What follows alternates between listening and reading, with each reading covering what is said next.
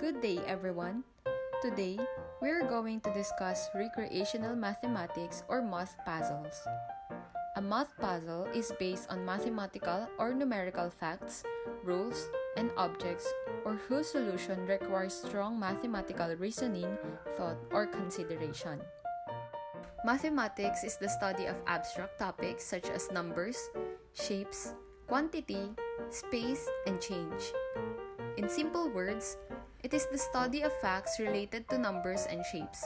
As there is no generally accepted definition for maths, there are a variety of views among mathematicians and scholars as to the specific scope and interpretation of mathematics.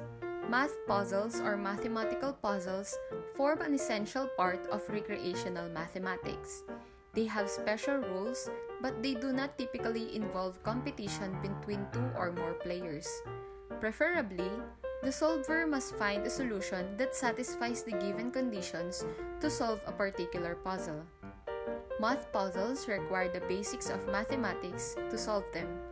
A common type of math puzzle is logic puzzles, which are pretty much interesting for students not only in academics but also to work in their leisure hours. Here, we are going to learn how to solve math riddles in details. Let's give this a try. What is the weight of each animal?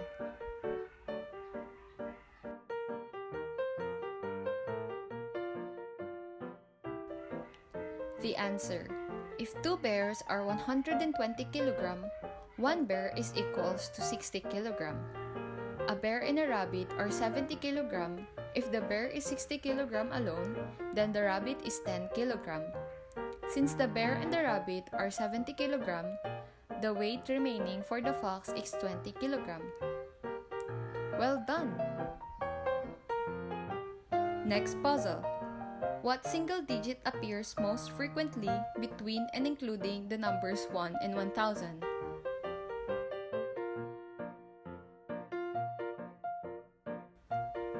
The answer is 1, because every number from 1 to 9 appear exactly the same number of times in every 10 numbers. But because we included the number 1000, there's an extra occurrence of the number 1. In total, the number 1 appears 301 times and every other numbers appears 300 times. Well done! This is just a warm-up in our discussion. Next puzzle. A sculpture in an art gallery consists of a wooden cube suspended from the ceiling by a thin wire. The wire is attached to the cube at one of its corners so that the cube hangs at an angle.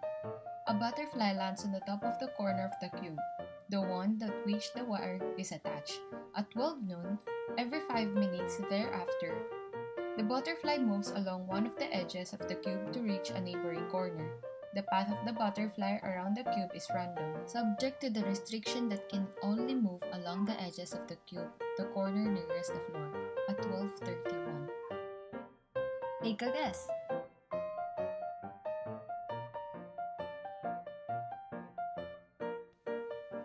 Let's take a look at the answer. We can color the corners of the cube with two colors, say black and white, in such way that adjacent corners are given colors as shown below. With this coloring, every move of the butterfly takes it from the corner of one color to a corner of the opposite color. Since the butterfly makes a move every 5 minutes, it will have made exactly 6 moves by 12:31. The butterfly began at the black corner, so after 6 moves, it must also be at the black corner. In particular, it cannot be at the bottom corner of the cube, which is white.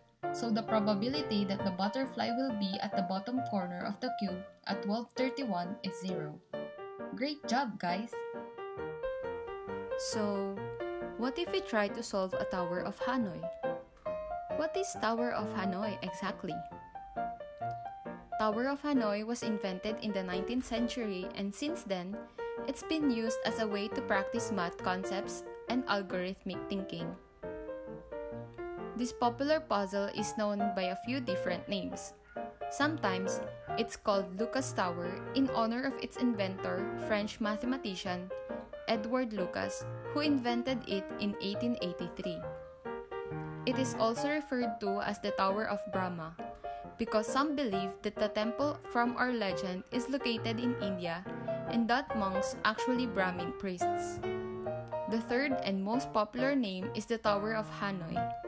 The name refers to a place from the legend.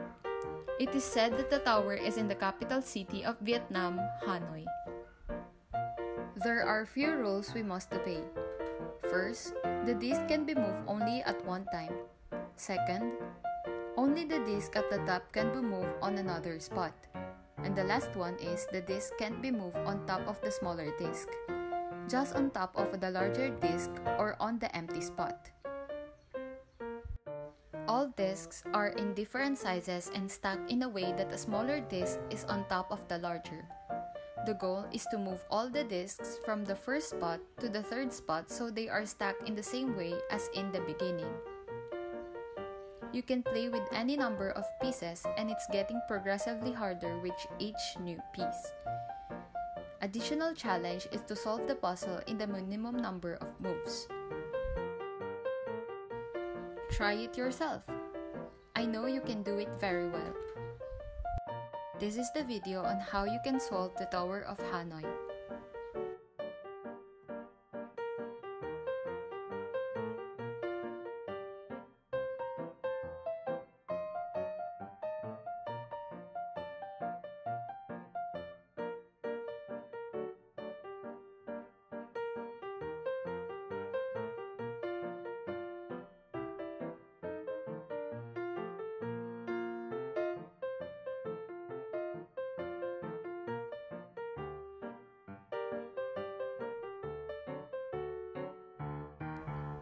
Did you already try to solve the Tower of Hanoi and it looks simple? Try to solve the puzzle with 3 pieces in 7 moves, or with 4 pieces in 15 moves. With 5 pieces, the minimum number of moves is 31, and so on. For every new piece we add, the minimum number of moves doubles, plus 1 on top of that.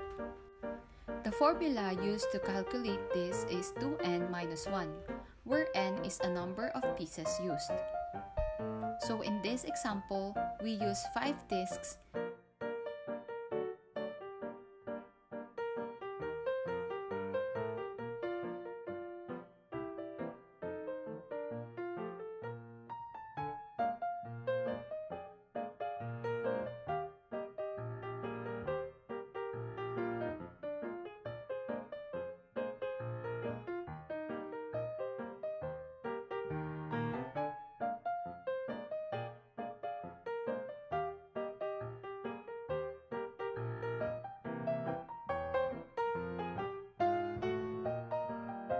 and here is the 6 discs.